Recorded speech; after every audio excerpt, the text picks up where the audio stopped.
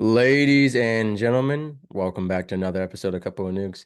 As always, I'm your host, Mr. Whiskey, and today we are going to be talking about transforming fear into magnetic momentum. We're going to be talking about the gentleman with us today has a pretty tragic story, yet in the midst of that is hope. And the subtitle of the show is Rebuilding Our Dreams and Rebranding Our Lives. And so today we're really going to focus on those I call them the blind sides of life, right? You don't expect it to happen, and what do we do from there? And so today we have Mr. Weston Brandon. So great to have you here. And could you please share a little bit about yourself?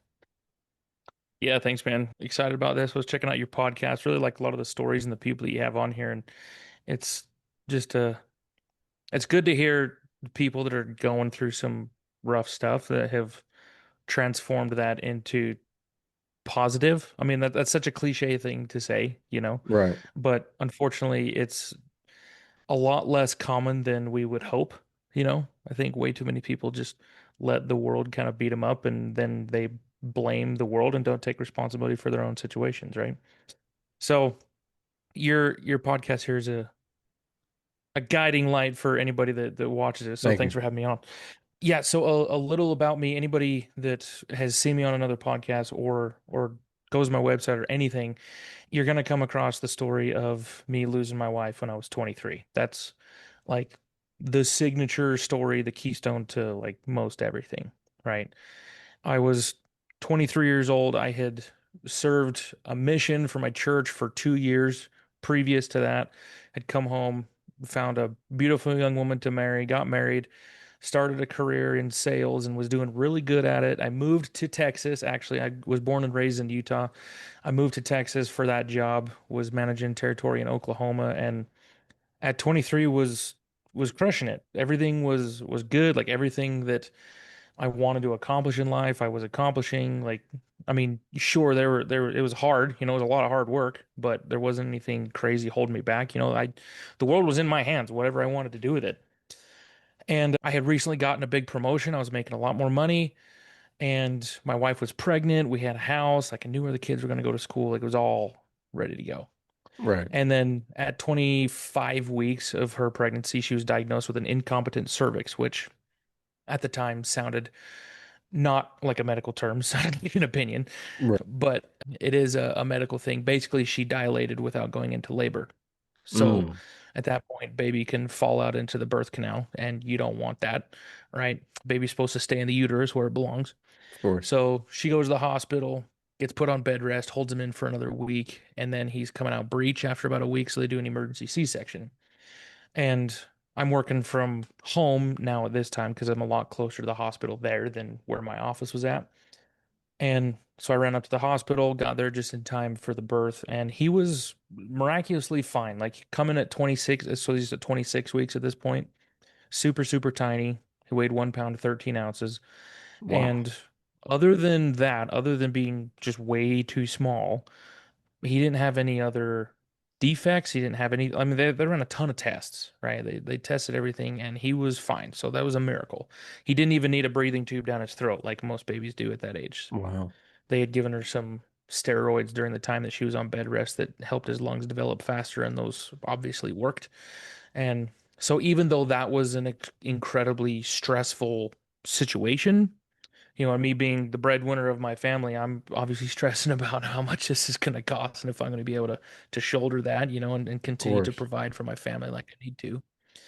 But that's not anything that any other husband or father or wannabe husband or father doesn't think about. So I wasn't really unique in that scenario. Maybe the situation of my son being born that early was a little unique, of course, but in other words, like other people had dealt with that, right? So I knew I was like, I'll be all right. We'll figure it out. And tried not to think about it too much.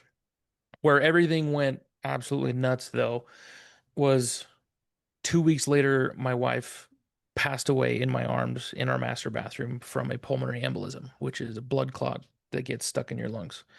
And she got that just as a result of just everything going on with her physically during the whole birth process and being on bed rest and being pregnant and all these kinds of things. And she just ended up being a statistic. And we were told the likelihood of that happening was really low, but obviously we were ended up on the wrong side of that and stayed in the hospital with her for like 18 hours or something like that, trying and hoping that things would work out. And they didn't. And I eventually had to call it and say, like, you know, no response, no brain activity or anything for hours upon hours and have to let her Right. go and facilitate the whole organ donation process. And then all of a sudden I'm 23, right? Almost 24. And suddenly I'm a single dad.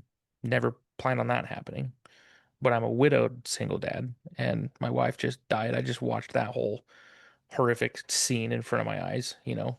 Anybody that's been present when somebody passes from not natural causes, it's rough. It's not a pretty thing to watch, and especially when it's someone that you love.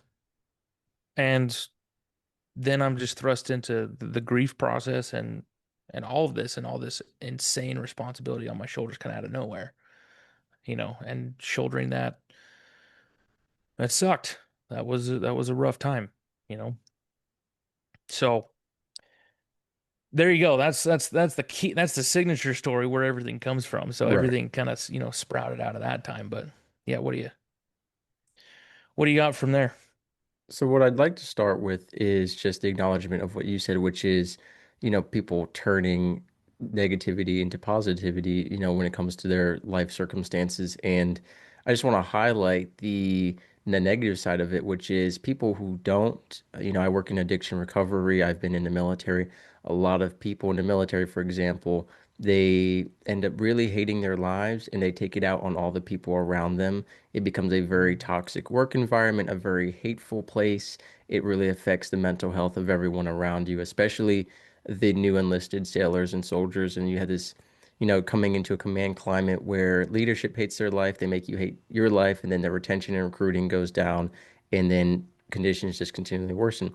On the addiction side, a lot of people turn to addiction. They cope with alcohol or drugs or whatever it may be. Sometimes it's sex, sometimes it's gambling, and then that ends up taking over their life. And so it's very important what we do with these turning moments in our life. And I'd like to share what I've been sharing, which is Doom Spiro Spero, which is Latin, and that comes from South Carolina, has really popularized it, which is while I breathe, I hope.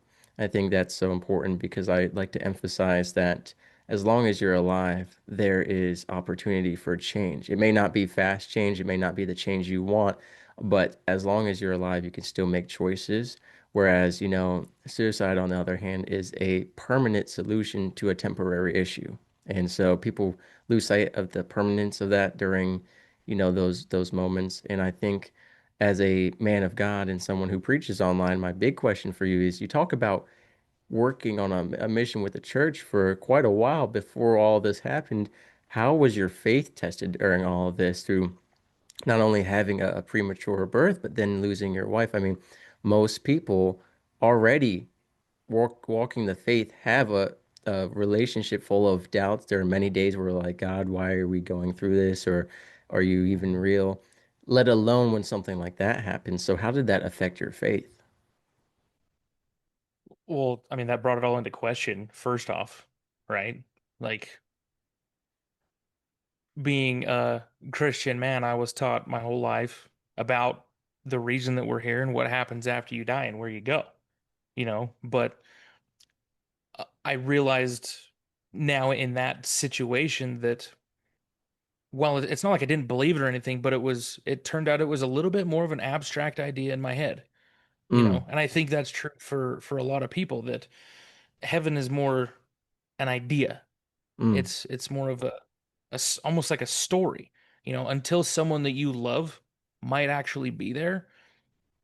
You don't tend to think about it a whole lot, right, in my experience. right. And while I served a mission for my church, I talked about that all the time with people. We're having people that are investigating the church or doing service projects, and everything's from a kind of a church and faith perspective. So we're having conversations like that all the time, and we're talking to people that are going through it. And me being, when I was doing this mission, I was 19, 20 years old and talking to people that are, three times my age who are really going through it. And me having hardly any life experience, trying to give him some hope, you know.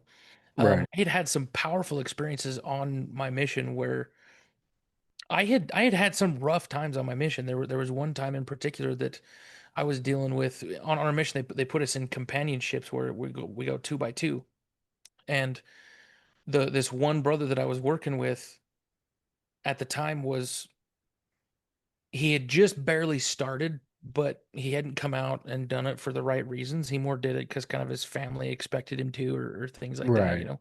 Right. And he there was a lot of things that he hadn't really resolved, and he eventually came to me and finally told me after weeks of being really argumentative and combative and me wondering what the heck's going on, that there were some things that he's like, I need to repent for some things and I'm not out here for the reasons, and had to like go kind of through that process on his own.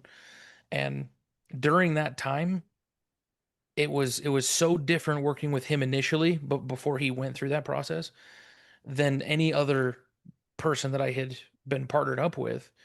Because all the other times when we had been trying to teach people and trying to help people, there was a spirit there that would kind of help along. That, you could tell God was in the conversation and it worked.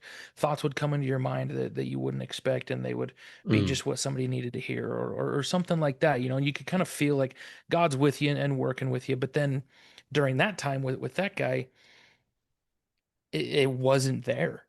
I felt completely alone and abandoned. I had been moved so far away from anybody else that I knew that I did feel alone and abandoned. And that got worse and worse and worse over time to the almost to the point that I had four panic attacks every morning, 4 days in a row. So four total, but like one panic attack in the morning, and then the next day I did it again because Mm. I felt so alone and so stressed out, and I had never experienced anything like that. I thought I was having a heart attack or something. It freaked me out. And I remember going to church that Sunday, and I remember going to take our sacrament and just listening to the prayer that was being said while they were preparing the sacrament for us and talking about taking upon you the name of Christ and that his spirit will always be with you and those kinds of things. And I remember listening to that and like trying to really, really commit more intentionally than I ever had before, but really praying like I'm hurting right now, like what's going on. And I remember when I took the sacrament, like I just felt this weight like lift off of me, and I finally kind of felt Amen. like God again, and I was like, holy cow, I can't, like I forgot what that feels like almost. And it was like I remember I started crying. I was like, where's this been for the past month and a half? And that was such a powerful experience for me in that time. That particular experience ended up being a huge anchor for me when I went through the loss of my wife, Okay. because the similar feelings Right. of being abandoned, why is this happening? What did I do? Like, I didn't do anything to cause this. How is this my fault? What am I doing? You know, and all those, the same questions, just worded a little bit differently, start swirling in my Right. head in that situation too. And having that experience gave me some perspective of how to approach this one, even though it was so much worse. It was so much heavier, but I still had a, a preparatory experience, I guess you could say. And I think that God does that with our trials, and that he uses them Mm. to prepare us for other trials coming down the road later, or prepare us to be able to help others with those trials that are going to come Right. down the road later. And the day that all of this happened, I had another experience while I was in the ICU that I just opened up the scriptures, because I remember when it was happening, I just kneeled down and prayed, and I'm like, if I ever need you to talk to me or tell me something ever again in my life, like this is the biggest moment. Like, please do not leave me hanging here. You gotta talk to me. Tell me something. I didn't really know what was bothering me exactly. I mean, obviously my wife is probably not gonna make it at this point when I'm doing this. So I'm worried about that. I'm worried what I'm going to do. I'm praying for a miracle. And so most of the time when I felt God speaking to me, it was through scripture and, reading something that really hit me or something. So I remember I grabbed my phone. I just had an app, and I pulled up scriptures on my phone, and just to see, what he would say. And I remember closing my eyes and like tapping just to see whatever it would open up to. And it opened up scriptures talking about the resurrection. And that hit me. So 'cause I didn't realize that that's what I was worried about. I think I kind of already knew that she wasn't going to make it, and I really wanted a reassurance that everything I believed wasn't just a farce, you know? Right. And while I was there in the ICU reading scriptures talking about the resurrection of the dead and the afterlife and those things, what I felt in that waiting room was it was also kind of his way of saying, yeah, she's not going to make it and you're going to have to lean on this kind of a thing, you know? But it was that that experience became the second big anchor to the faith. But going for the months following that, I was so mad. The anger that I had towards God was high. I was not a happy camper with him, even though I had had those experiences. Right. Those experiences made it so I couldn't deny anything. Like I knew I couldn't. I knew what I felt. I knew what I'd been told. And there was nothing that could happen that could make me believe otherwise. But I was so mad at him for doing it. I'm like, why? That was the biggest question. Why? Why did that happen? And what the hell am I Right. supposed to do now? You know? And I remember somebody told me sometime that even if you're angry with God, at least don't stop talking to him. Even if the only thing you can do is just tell him that you're mad at him. Right. Because believe it or not, he's big enough to take it and he can help you work through it. And it took months. Right. It did. But that's what I had to do for a while until I had some other experiences to help start pulling me out of that. And some of those experiences are even more recent. And that we're years down the road now. For sure. I think what you said really reminds me of Johnny T. He's the host of the Refuge Freedom Stories podcast, and I am part of a prayer group with him online. And he always says that, how it works with faith when you're coming to it is you'll be walking down the road and God will put a pebble in your way, and then a rock, and then a boulder. Like he builds you up, as you mentioned, prepares you Hmm. ahead of time with a greater increase in whatever it may be to strengthen your faith and your character and to develop you. And I definitely get what I've also learned is, even when I'm angry at God, I know that you could be angry and run away, but it's not going to change anything. And you can be angry and trying to work through the emotions, through the scripture and through prayer and try to get somewhere. Because at the end of the day, you can be angry and abandon God, and it's only going to make your life worse. So it's difficult though, especially if I was in your situation, I would have said, God, there are all these fatherless children being born who are unexpected pregnancies. These are wedlock pregnancies. These are babies that just, like women who didn't even want to be mothers, women who just, got pregnant because they got pregnant. Meanwhile, my wife, who wanted to be a mom, we did everything right. We were of the faith, is doesn't get that chance. And so for me, the looking out at the world and seeing that comparison that would really fuel my anger being like because that's historically in the Bible and even in the world, you look around and you see all these wicked people prospering and you're like, God, what about me? I'm doing everything right. And Hmm. Philip Anthony Mitchell, he's a pastor in Georgia and in Atlanta, and he shared about that unanswered prayers, when it comes to Lord, I'm doing everything right and I'm still single after years. And meanwhile, all these other women or men are getting partners left and right and they're doing vile things. So I think it really does test us. And I remember one of the most powerful conversations I ever had on this show was with Kevin Skillett. His son committed suicide and he had a conversation with God about it, like his and that the conversation was so powerful. God said, look, I also lost a son. And that was a, double-sided sentence in the sense that he didn't mean just Jesus Christ. He meant that his son was also his son because we're all children of God, just like Yeah. when your wife passed, God lost a daughter too. So people say, well, God is in charge of death, so he can't, I guess, doesn't have the right to grieve, but I don't think it works that way. I think it's a lot more complicated than we could ever understand. And I think it's having those anchors is so important. And I think one of the issues is that a lot of us don't have those anchors in our life. A lot of us have never read the Bible, even as believers. A lot of us were told religion, not taught religion. We grew up with it as a routine.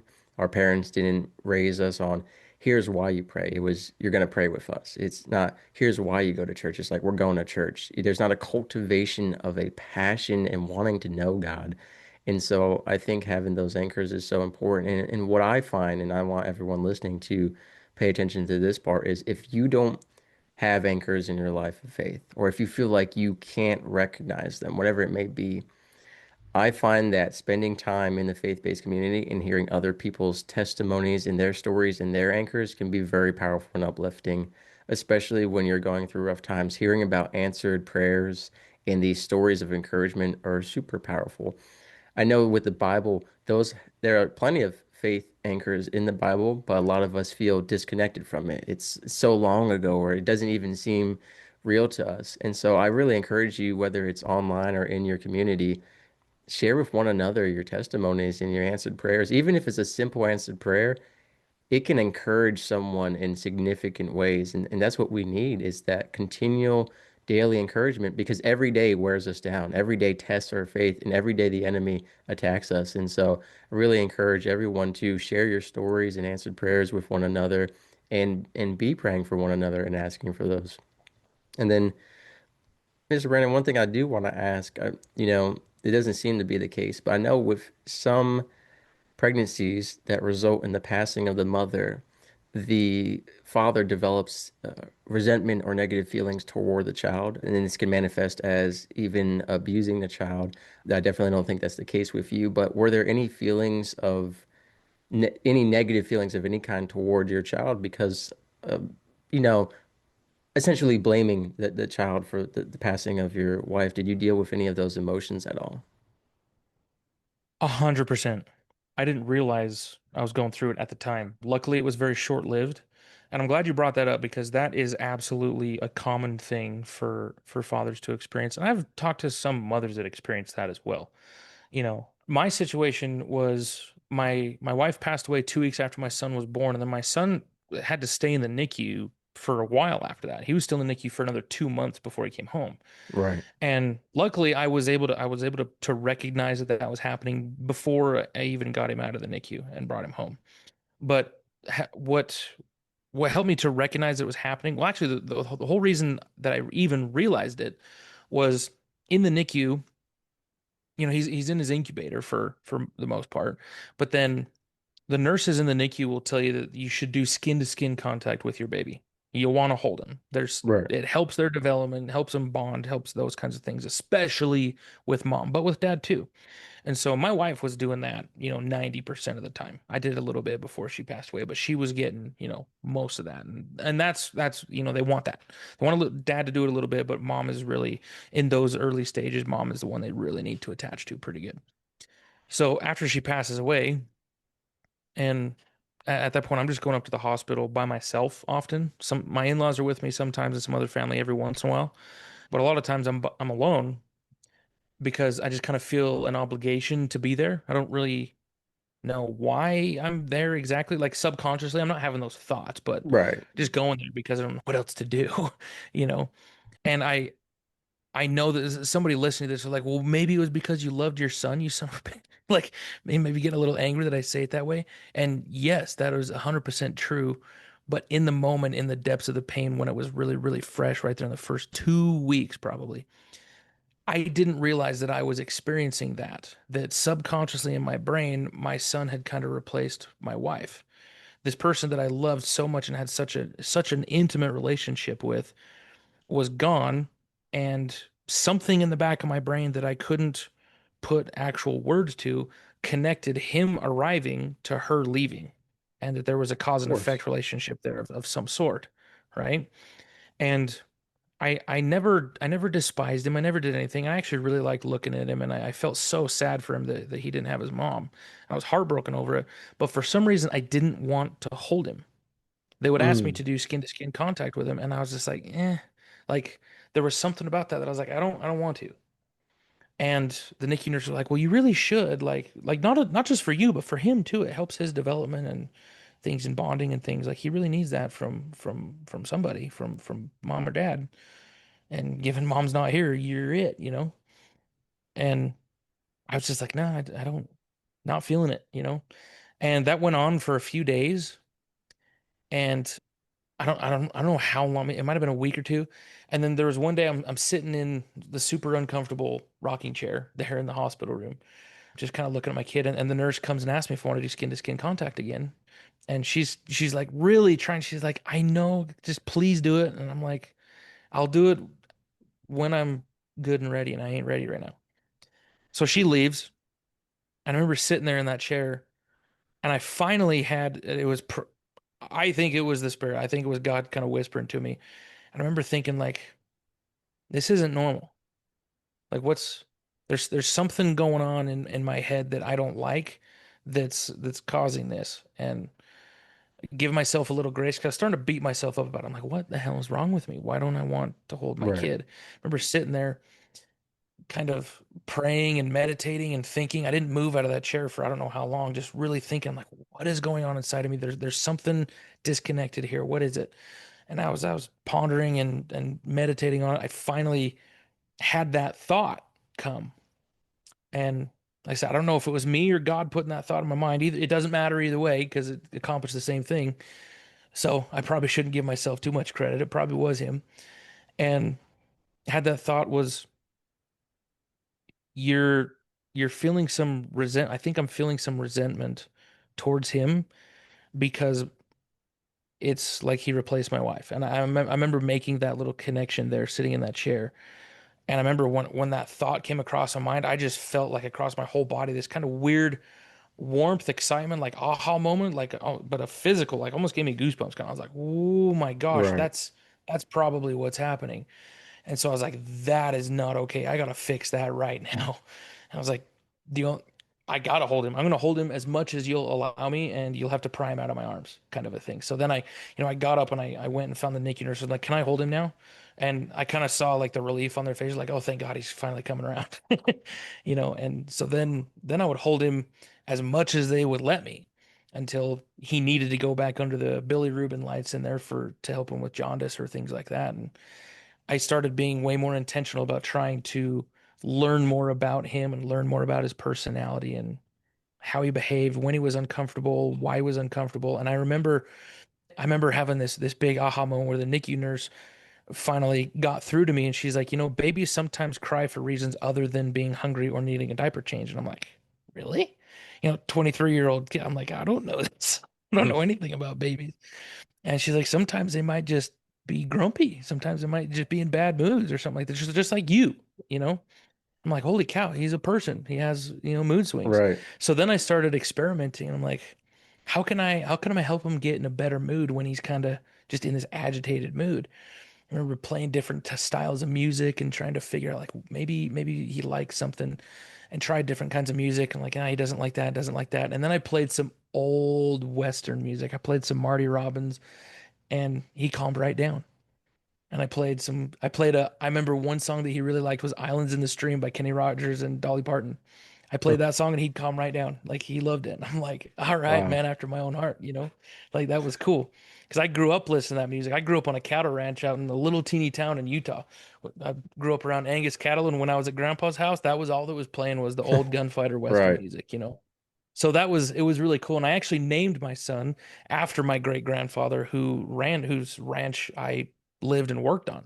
So that kind of connection there was really cool for me to learn. And I learned that if I wanted more connection with my son, and I guess it works for anybody in general, if you want more connection with somebody, learn more about them. And when you learn more about them, Right. then you feel more connected with them. So, over the next couple few weeks until he got out of the NICU, I was doing that more intentionally. And then I felt just this overwhelming love for my son that has not gone anywhere. And now I have two other kids and same with them. So that's a long answer to your question, but No, that was yeah, perfect. I That did. was that was exactly what we need to hear. I think people must be thinking to themselves, some people like, well, of course you would love your kid and if not, then the death was in vain. But when I was serving in the military, I came across a woman I was friends with and her mother had passed away, giving birth to her, and she ended up looking just like her mom later in life, especially after her teenage Mm, years.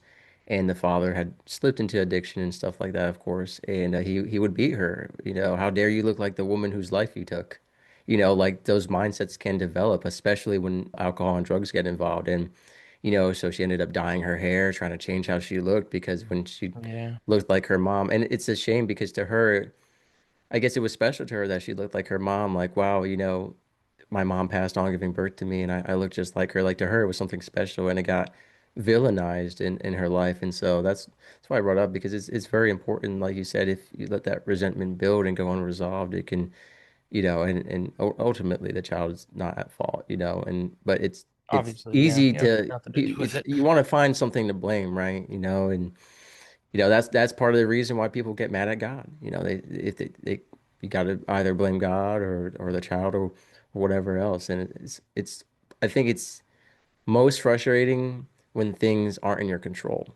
Like for me personally, I like I'll give a very basic example. I don't really like team sports because I could be performing my best training every day, and then some kid's on the team and he doesn't want to really participate. His parents made him go there, and we lose. And it's like all my hard work is for Hmm. nothing. But if I cause the team to lose, like that's terrible. I like individual sports, it's all on me. So if I do good, it's my credit. And if I do bad, it's my fault. I never want to ruin anything for anyone else. But so like that kind of stuff when it's not in your control, it's like who do you blame? And then so a lot of times it's God or the child gets the default. Now you mentioned having other children, and I was going through your social media and I saw that you did fall in love again and get married, which obviously a lot of people are going to have comments about that process, especially the timeline.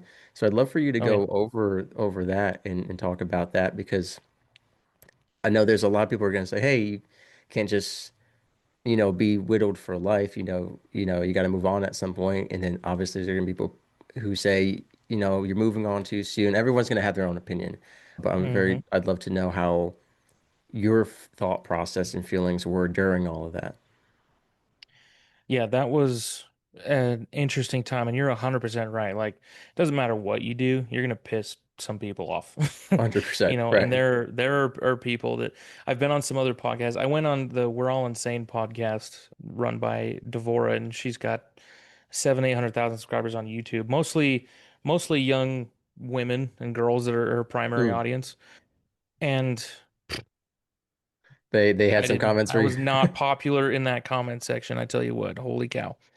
Because the biggest problem people have is like I moved forward so fast.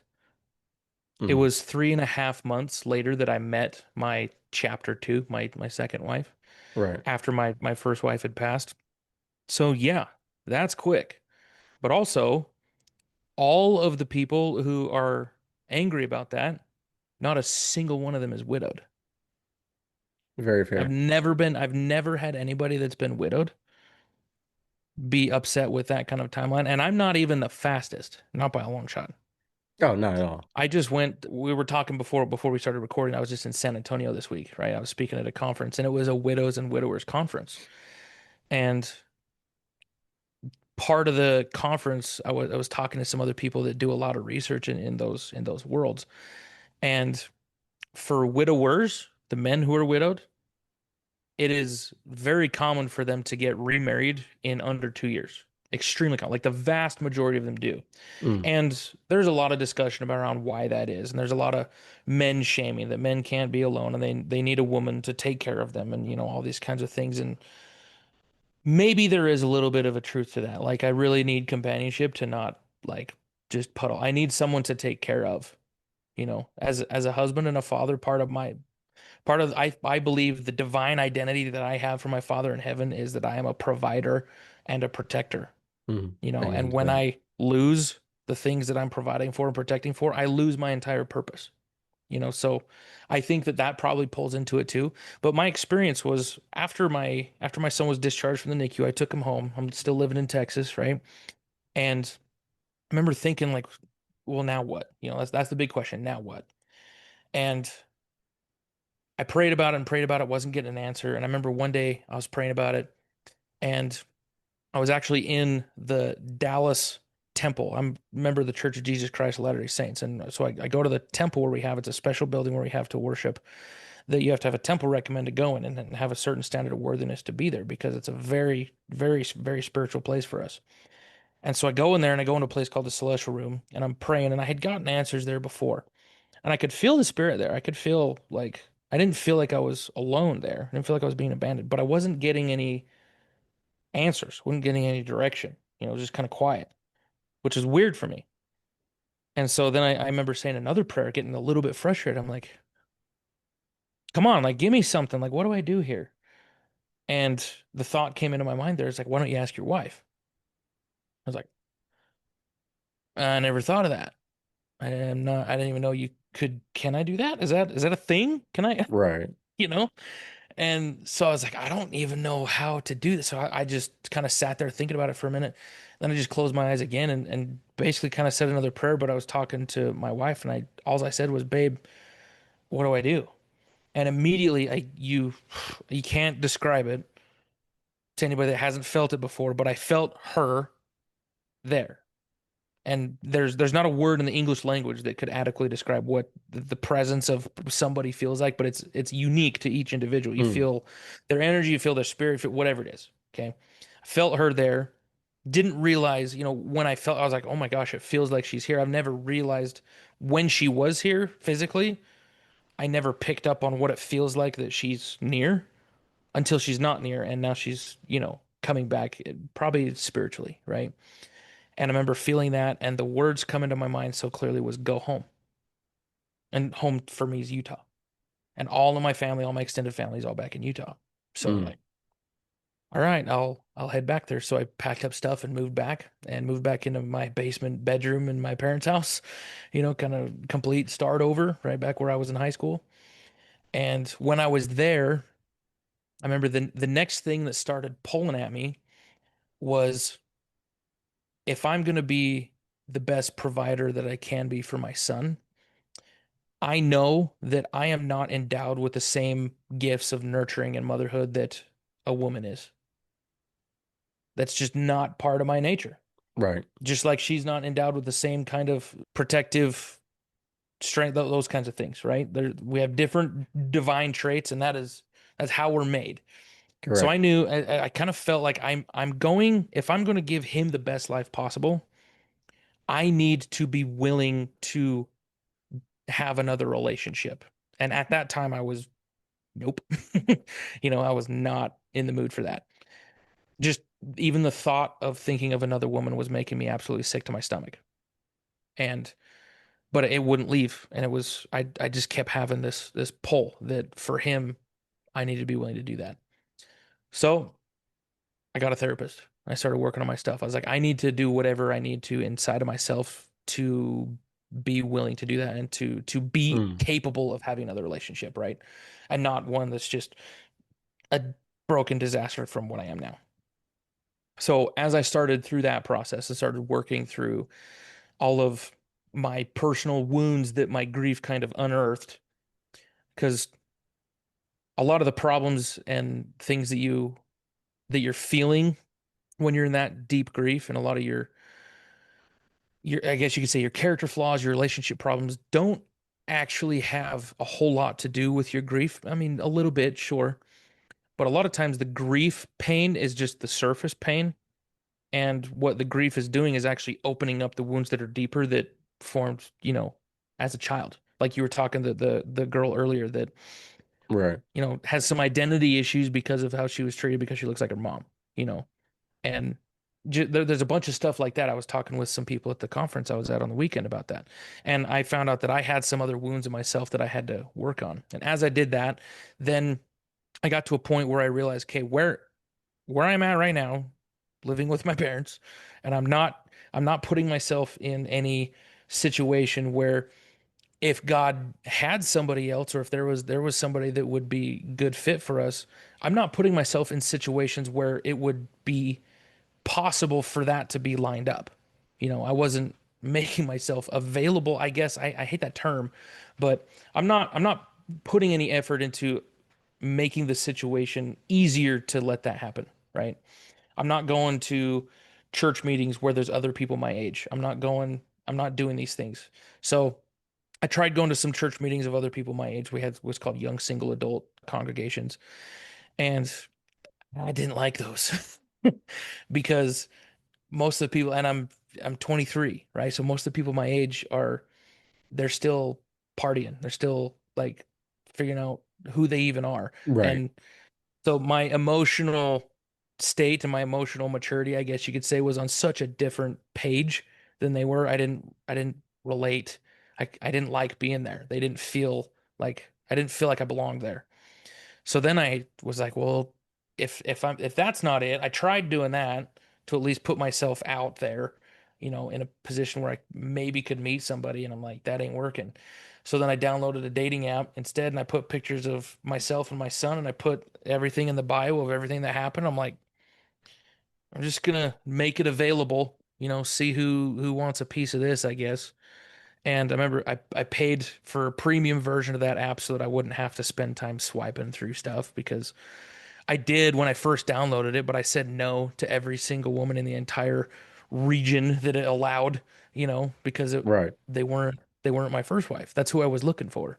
But I Mm. said no because, in my grief, I'm looking for my wife. That's who I want. And because they weren't her, I said no. I realized that after I kind of went through it. Right.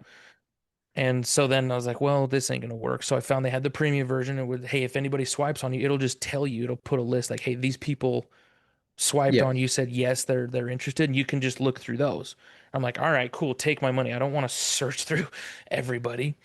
Right. And I don't even want to search through them if I'm being honest, but I'm kind of feeling a duty to at least make it available. So I remember I disabled notifications on that app completely. No push notifications or Mm. anything, and I didn't look at it for like a week. And then one day, one night, it's like 2 o'clock in the morning. My son wakes up because he's hungry. They're on a schedule. Infants, like every 3 hours, the dude's eating. And I remember getting done feeding him, burped him, got him down, finally got him back to sleep. And I'm sitting on the edge of my bed. And suddenly my phone kind of felt like a magnet. It was, I really was feeling a pull to check on that. And I fought it for a while. I kind of having this argument with myself or with God or something. I'm like, I don't want to. And I kept feeling pulled at it. So I finally opened it up and there were five. There were five women who had swiped on my profile. So then the next thing I had to figure out was, are they absolutely nuts or are they really good quality people? Right. Right. And now I have to kind of figure out which is which here. So I started talking to some of them, and initially I remember before I sent the first message, I literally felt like I was going to throw up. Like I don't want to talk to these people. But I did it anyways, and I sent out some messages, and they all started responding and having conversations. They all seemed awesome, and I remember being surprised at how much I was enjoying having normal, pleasant conversations with somebody instead of just people that knew I was going through, knew all the details of my situation, were like tiptoeing around me. So just having Mm. a normal conversation again was refreshing. So I set up some dates. And the first date I went on is with the woman I'm married to now. Her name's Kearsley. And we went on a date and had a great time and went on a few more dates. And suddenly, after a little while, I was like, I really like this. Like this is I feel a piece of me kind of coming alive again. There was some hope there. There was some happiness happening there. Mm. And we ended up discussing getting married and if that was something that was feasible in our future. And so after we had that conversation, we're like, well, let's make sure there's no deal breakers in our past history, anything that we've ever done or anything like that. So for a couple hours, we like vomited out all the ugly things that we'd ever done in our life and don't want anybody to ever know about, and got that all out in the open for each other. Wow. And there were no deal breakers between either of us. We're like, I mean, some of that is ugly. Some of that's not pretty, and we don't ever have to talk about it again, but we know now. So now there's no possibility of some like long lost friend or family member to can come up behind you like, did you know this or did you know that, and try to like sabotage the relationship and like, no, we know everything, and we're good with it. And because we were 100% honest with each other about everything and answered each other's questions in as much detail as we could. And that was a rough conversation to have, for both of us. And I had to talk about lots of things with my grief that were really hard. And then we decided, hey, there's no deal breakers for both of us. This sounds good, so as long as it continues the way that it is, then I guess that means we'll get married. So then we started like pondering dates and stuff, and I ended up proposing a couple of months later, and we were married about 11 and a half months after my first wife had passed away, about a year later. Mm. I That's think, that's how it went for me. There was a lot of people that didn't like it. of course, but I think one thing that's really important is that you did work first. You know, you weren't just rebounding and trying to escape into something or bury memories, which is a case with some people when they get, Yeah. widowed. You actually stopped and tried to do work on yourself first, which I think is really important. And you did do work on yourself. What I had to ask, I'm just curious, when you were going through that dating progress and process, what did it say, single father up front, or were you saving that as like a conversation at the date itself? No, that was all up front. Like I had Okay. pictures of there was a picture that I had somebody take of me the day that I got Vance, my son, out of the NICU. Like there as I was getting in my car, Okay. Okay. just me kind of holding him in the Yeah. car seat. And that was the first picture on the profile. So that was the first one they saw.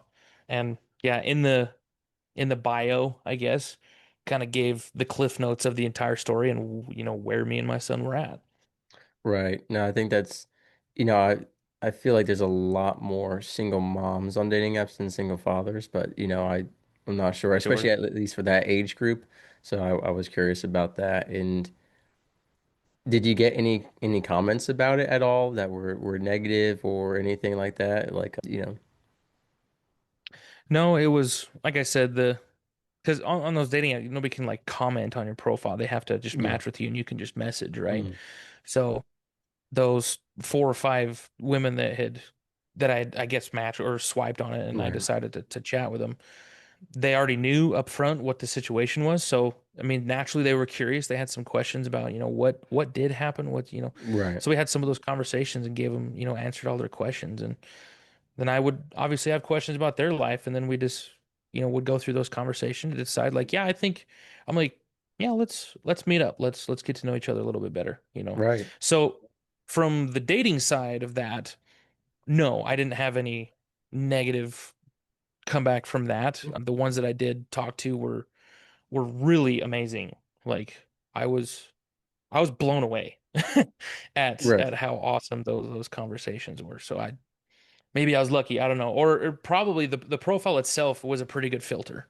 If they were going to Of swipe on that, course. then Of they course. had to I just be. didn't know if maybe some of them, after talking with you, were like, hey, actually, you know what? I've thought about this more and, X, Y, Z after getting more detail. And I guess you talk about these amazing conversations. What made your wife stand apart from the other four, the other conversations? Yeah, there were a couple of conversations where talking about more, they're like, that sound, it's a little much for me, and I don't it's not something I want to Okay. get into now that we've Right. talked a little bit more. There were a couple of those, and I'm like, yeah, totally. Like, I have no fault for that. That's totally fine. But that was the extent of that. My wife, however, I remember after a date, I was still in this angry with God situation, right? And I remember saying a prayer before I go on this date that, hey, whatever you needed her on the other side for, whatever job you've got her doing, because they say like God needed her more there than here, whatever. Mm. So that was kind of floating around my head. I'm like, whatever. In my mind at the time, I'm like, that's bullshit, but okay, my my limited Right, mortal right. I get what you're perspective saying. here. And so I remember praying pretty angrily. I'm like, whatever you think is more important to have her over there, I'm gonna call in some PTO. I'm gonna pull her away from that, and I want her to Mm. go with me on this date because I was also trying to be realistic with myself and understanding that I can't guarantee that my mind is 100% right now. That I'm that Right. I'm not gonna miss some red flags, or that I don't know. I hope not, but there's a legit possibility that could be, right? Right, of And I could course. get taken advantage of or something like that. So I remember praying, I'm like, hey, she's gonna come with me, and I need her to tell me if I have a green light or not. Like if this would be one to be okay pursuing or something, right?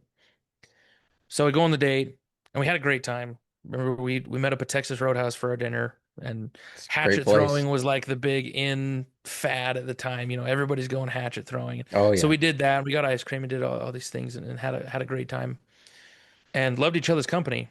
And then she gets in her car and starts driving away. And I was riding motors. I rode my motorcycle up to our date. So I was sitting on my bike, and I just said out loud, kind of talking to my wife in a kind of a prayerful way, kind of a thing. I didn't really know how to do it. Kind of like the experience I mentioned in the temple. I just said, Right. "Well, babe, what do you think?" Was the words that I said out loud, and then I got a similar like, ooh, I got this super warm like you can't describe that like just this feeling Right. just like it felt so good, and I'm like, that was the strongest like answer that I've gotten in a long time. Probably since that time when I was in the NICU and read those scriptures about the resurrection, right? It was comparable to that when I felt that. So I was like, wow. I didn't feel like her or maybe God was telling me like you need to marry that one. That wasn't the words that came. I'm not a believer that God tells you you have to marry this person because there's Right. agency involved there. That's got to be both ways, right? You can't just go tell a woman God told me to marry you. Like that seems Right. a little manipulative to me. But I at least got the green light to like you can feel at peace that she's like she would be good, Mm. right? Okay. So I was like, all right, that's I feel comfortable with this now, and I'm just gonna trust that. I'm gonna move forward as much as makes sense, right? And turns out that moving forward with that continued all the way, and it ended up in us getting married about a year after my wife passed. So that with that experience was what gave me the confidence and the clarity to be okay, you know, moving forward. For sure. And, you know, moving forward from that, I know nowadays you are podcast guesting, you are speaking, and you have more than one child now. So, what has life, just in a 30,000 foot overview from meeting your new wife to now, what has the course kind of been that has led you to speaking, to coaching, to the podcast guesting and all that? Like, what kind of led you into that? That started with experiences that I had training other young adult men in the career that I transitioned to. And being like, it's basically unofficial life coaching for some of these guys. Like it wasn't intended to be that, but I had to transition from my sales job. I couldn't do my sales job anymore. Like the anxiety was too much. My brain was broken. I couldn't get back Okay. into it. And I eventually had to quit, and I went to trade school and I got into HVAC and refrigeration school. Went blue collar instead of white collar. So I've got plenty of experience in both worlds, right? Right. And transitioned to that career, applied the same tenacity that I did with my sales to the new career, learned it really quick, graduated trade school, got a really good job, and excelled at it. And because I was really, they found from sending new guys with me that I was really good at training them, really good at teaching them. They just progressed faster if they rode with me all the time to our service calls and fixing stuff together. And it was during those car rides with them as you know the conversations initially would start technical like what are you learning in school right now, how can I help you figure that out and learn those things. Right. But then as I would learn more about their life and their family and what's going on, I would start to get to know them a little bit better, and I could see these masks that they were wearing, and I could tell that some of these masks that they're wearing like kind of a version of themselves that they're projecting, that's not actually who they are, was likely centered around some wounds that they had experienced. For some reason, some self-esteem was low in certain areas for some reasons I didn't know for sure, but I had pretty good ideas because I had experienced some of those myself, and I'd, seen other people. But my experience losing my wife, going through the therapy, working on myself, figuring a lot of that out, gave me a much keener eye to be able to read people and apply that. And I remember talking to some of these guys and like, hey, I'm going to make some guesses about your childhood. I want you to tell me if I'm right. And if I'm wrong, I totally apologize, whatever. And I guess your relationship with your father is XYZ, and maybe your mother is XYZ, and you had these Mm. experiences maybe with friends or in school or whatever. And 9 out of 10 times I was right. And as I started to help these guys like have those kind of conversations with themselves and figure those issues out, I started to realize that because of my experience, I had a very specific way that I liked to work with those guys through those kind of processes, and I decided to put it in a book. I'm like, I think I like what I'm learning teaching these young adults and training kind of the rising generation here that's just a few years younger than I am. There's a lot of common things, and I end up the way that I'm helping these guys is the same way. I'm doing the exact same things, even though the life situations are so different. So I decided to put it in a book. And I had never wanted to write a book. I had never wanted to speak. There was never anything on my mind. Right. But I had a pretty powerful experience where I kind of felt something calling to me again. I felt a pull, like I should be doing something more. There was something more to my life. I should be doing more. And I just couldn't figure out what that was. It was driving me absolutely nuts. And finally, I remember having a conversation with my mother actually one day. And in the midst of that conversation, talking about stuff, it finally clicked. It hit me like a ton of bricks that I needed to get out there and share my story. I needed to speak. I needed to do more with what I learned, whatever that looked like. So I only knew one guy that did any kind of speaking, and he grew up in this, or I grew up in the same little farming town that he lived in. His name's Chad Hymas, and he's a quadriplegic in a wheelchair because he had a 1 ton bale of hay fall on him while he was loading hay on his tractor, and it broke his neck and paralyzed him. And Wow. that happened when I was like 5, and nowadays he travels all over the world doing that. So I knew he's the only guy that I knew that did anything like that. So I remember I texted him and I says, "Hey, I just had this experience. I feel like I need to do something like this. I have no idea what that means or what that even looks like or what to even do. Can you help?" So then I just started. I went and met with him and talked with him at his house, and he gave me a couple other people I should talk to. Told me to go join the National Speakers Association because I would meet some other people that could help me out with that and figure out what is my message, who do I talk to, and like Right. to kind of go down that path. And so I just started looking for mentors, started looking for other people that are doing that, that have figured out that their life is more and they can help other people, and trying to learn from them as much as possible and be in the same room as the people that have figured it out. And by doing that, I was able to figure myself out a little bit more. And I finished my book and I started speaking more.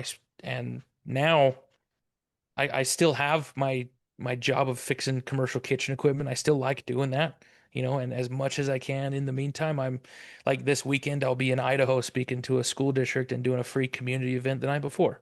And there's original music that I've written as part of the keynotes that I did. The music thing is a whole other story. I didn't think I was going to be doing that. And the framework that I teach in my book, that school district, the school counselors really liked it and they licensed it from me. And we made some journals for students. And now they're using it as kind of like a student success initiative for the rest of the year. So it just, it kind of just slowly but steadily kind of snowballs, and it's still doing that.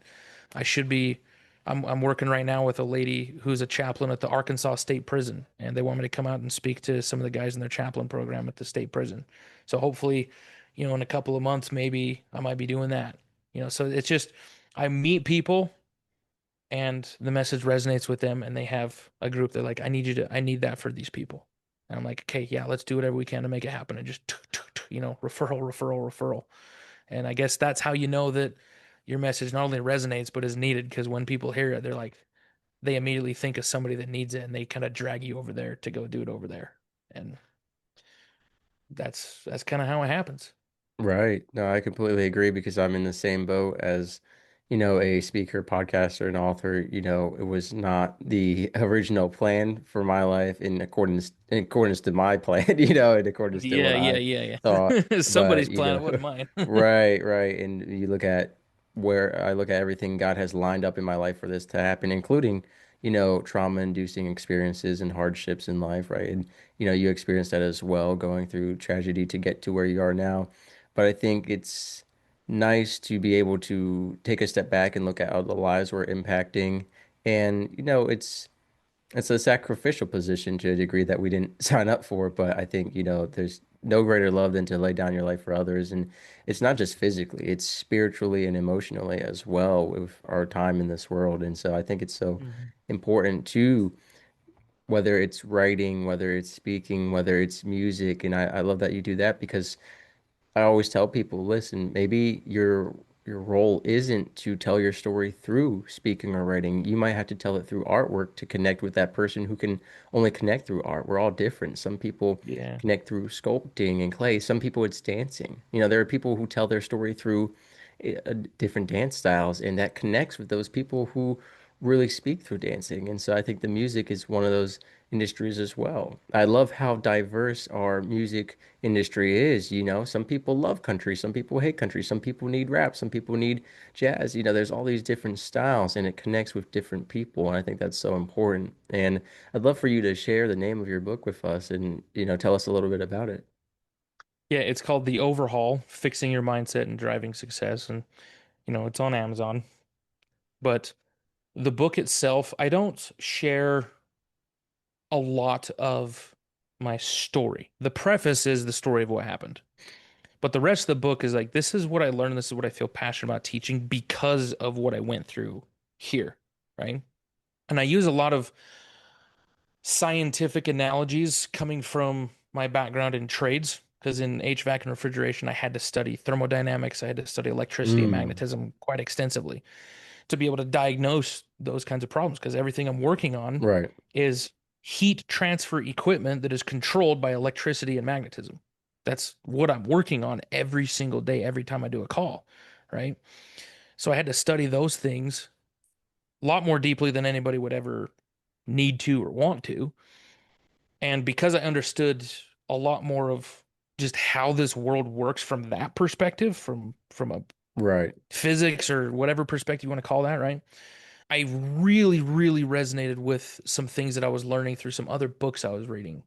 The very first series of books that I read that changed my life, it was years before I got into the speaking part, was a book series called The Jackrabbit Factor, and it's by a lady named Leslie Householder. And The Jackrabbit Factor is the first book in that three-part series of books. And the last one, my favorite one, is Portal to Genius. And I highly recommend anybody read those. But she was talking about some things that she learned from executive coaching team from Bob Proctor and the Proctor Gallagher Institute. And I started studying into those guys a lot and what they would teach. And I resonate a lot with it too. But I learned what they would refer to as the law of vibration. And it resonated with me a lot because as they're explaining, this is how you create the reality that you want to live in. There's a little bit more of an abstract idea for some people. And I remember there's a book really popular, probably in the 90s, by Rhonda Byrne called The Secret and this law of attraction kind of thing that people would talk about. And so I'm reading what people are saying about this and I'm resonating with it pretty strongly because I see from a scientific perspective that the vibration that they're talking about is literally how the world works. That's how we transfer energy. That's how, if I want to take the heat energy in my house and move it outside, that's what HVAC is. I'm just moving the heat energy somewhere else.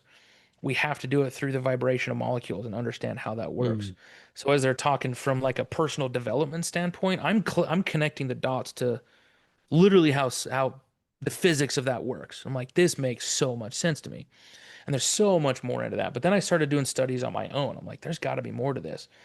And I come across some studies done by an organization called the Heart Math Institute, where they were reading the electromagnetic frequencies coming off of people, coming off of people's hearts and their minds, and how when people were feeling doubt and fear, the electromagnetic frequency coming off their heart and their mind was so chaotic and distorted. They could read it from several feet away, but it was kind of a destructive interference kind of frequency.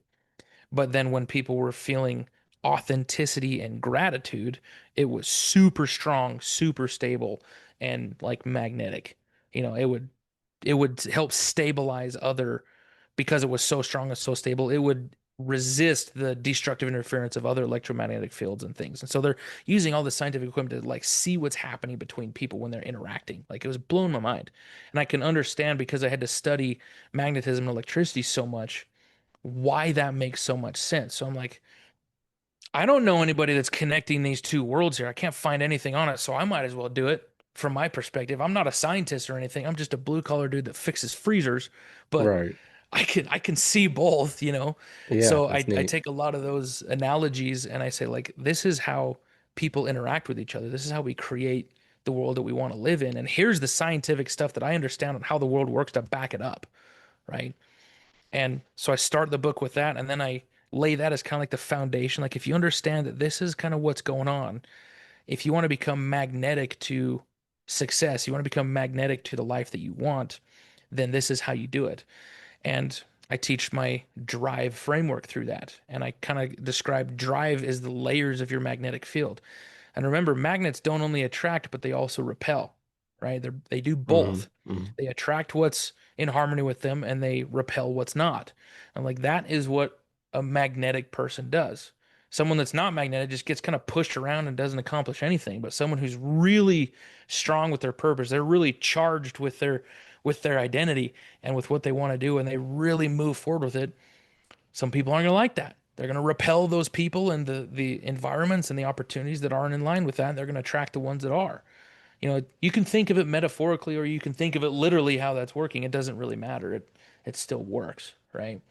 And the drive framework is discover, resolve, invest, visualize, and elevate. And that's the system that I teach people on. You got to discover what your wounds are, discover what hails you, because I use that as a term. I'm sure you're familiar with Simon Sinek, super famous speaker guy, right?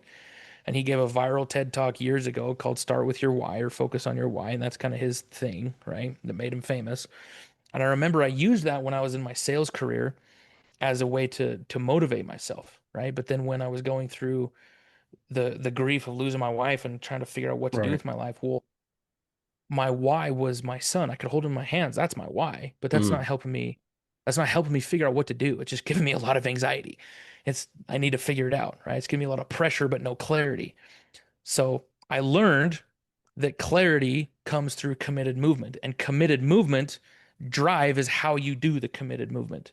Discover who you are, what your wounds are, what hails you. I changed why. If you're looking for why, I changed it into a question of like, well, what hails you? What's calling to you? Where do you feel pulled? And start moving that direction. Doesn't matter if you're moving straight towards it. You don't need to wait to know exactly what it is. As long as you know it's in this general direction, start moving somewhere in that direction. Then the clarity comes as you're moving towards it, right? Then the invest is once you know that that's kind of the direction that it's going, well, then it's time to invest as fully in that as you possibly can. Like jump off the cliff or like Peter, step out of the boat, you know, go do it. And then visualize is, well, this is how we actually take what James teaches us in James chapter 1, where he says, if any of you lack wisdom, let him ask of God, that giveth to all men liberally and upbraideth not, it shall be given him. Right? I like that word because I'm studying the King James Version. That's the one I like. And I like the word shall in there. It says, if any of you lack wisdom, let him ask of God, and it shall be given him. But then in verse 6, he clarifies, he says, but let him ask in faith, nothing wavering. The nothing wavering, I think, is the part that we all screw up because Correct. how often do we pray for things but feel like we doubt that we're actually going to get it, or we feel like we don't actually deserve what we're asking for, we don't deserve what we want, like we're wavering in our belief that it's actually coming. And James tells us right there, if you waver, God can't give it to you even if he wants to. You're not putting yourself in line with the blessing. You have to not waver and move forward as if you're receiving it, then it can come. Whether that's because God's waiting to give it to you for that or because he's engineered the world to work that way, either way it's from him, right? So I'm like, how do we not waver? Like, well, you follow Peter's example and you actually step out of the boat. And then I go back to the Heart Math Institute on having your heart and your mind aligned and actually believing the same thing so you have a stable frequency, I guess, for lack of a better term.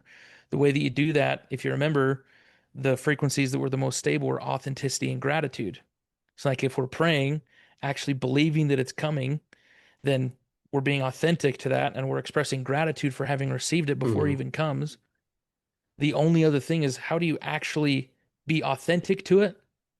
Step out of the boat, actually start moving like it's actually on the way, Right. right? And that's the visualize. Like, what is it going to look like when I've actually made it to whatever I feel like is hailing me, whatever my goal is, and live like it's real and sprint that way as fast as you can. That's you visualize where you're going as you're going there. And then the elevate part of the drive framework is I believe God's purpose is to bring to pass the immortality and eternal life of man. That's what I think he's doing. I think he's trying to get us all back to him. That's why we have the Bible. That's why we have commandments. That's why we have scripture. That's why Jesus came in the first place to save us. So we can go back to him, right? Because we're all fallen. Well, if that's his goal, if the life that I want to live and the goals that I have actually help him accomplish that, God, he's on my team then, and things are going to work out. He's probably going to give you some course corrections every once in a while. Like I have what I think is a pretty big idea. Ooh, I think this would be really cool. I'd really like your help with this, and let's go do it. And I start moving that way, and then he comes up with this little hint. He's like, actually, that's really good, but if you just make this little adjustment, it could be even bigger, or it could be better, or something like that, you know? Right. And that's how I feel my prayers get answered. If I study it out of my mind first, I come up with my best idea of this is what I think needs to be done. And unless you tell me not to, I'm just going to go start doing it. And I just want your help with it. So I'm just going to move. I'm going to start going that way. I'm going to drive that direction. And I find when I do that, prayers are answered so much faster because, well, somebody told me once that God can't steer a parked car, right? I've heard that ever since I was a kid. Yeah, that's a And I good used one. to get so annoyed at that phrase. I'm like, no, duh. But how true is that? You know, you actually have to be moving for him to make things happen. You can't just sit on your hands and ask why the rest of your life, or else you'll stay there asking why the rest of your life. You know, you'll die with those questions. So you got to get up and move. Right. And that's what the book is if I had to boil it all down to that one sentence, it would be that clarity comes through committed movement. And then the book is just what does committed movement look like? And Mhm. that's what it is. For sure, you got to move with magnetic momentum, one could say. But I think There you that, go. Yeah. you've given us a lot of great life advice and cultivations from what you've been through. And we're gonna have your website in the description below for everyone to check out your book, your speaking, and just other ways to contact you. And, I really appreciate your time today, and I look forward to the future and what you bring. And I just want to thank you again for coming on the show and doing what you do. I think it's important, that it's important for ourselves to overcome tragedy, and it's even more important and humbling to then bring it to others, because I think we're obligated to ourselves to heal, but to bring that healing to Hmm. others is us going above and beyond. I think we should be obligated to do it. I think it's our responsibility, but Yeah. Yeah. naturally, it's not the first thing on our mind to be like, okay, I went through this. Now I'm going to use it to help other people. The first thing is, what about me? What am I going to do? Right. And so I really Yeah. appreciate the work that you're doing and, touching lives and changing lives. And I hope that this episode has been that for all y'all listening. And if it wasn't for you, I hope that it is for someone you know. I think the best thing we can do is if something doesn't help us, is send it to someone who it does. So I really appreciate that, and thank you for your time today. Yeah. Thanks, man. I have a free little gift for your listeners here that resonate a little bit with the kind of faith-based perspective of life success that we've been talking about. I Mm, wrote a, excuse me, I put together just a little ebook that I called God's Laws of Success, where I take what I was talking about earlier on how the world right. works. And I bring in the scriptures. And when I said I kind of bridge those two worlds and my perspective on how they work together and how to basically force success the way that you want it to look, I put it all in that ebook and even made a little worksheet. I'm like, hey, here's the first little steps you could do to actually start putting drive to work. So if somebody wants to actually give it a shot, they just go to my website. It should pop right up there, little ebook, and throw your email in there and it'll send it to you automatically just as a little free gimme for your people. Awesome. I appreciate that, and we'll definitely have that for everyone to check out. And thank you for your time today. Okay, thanks, man.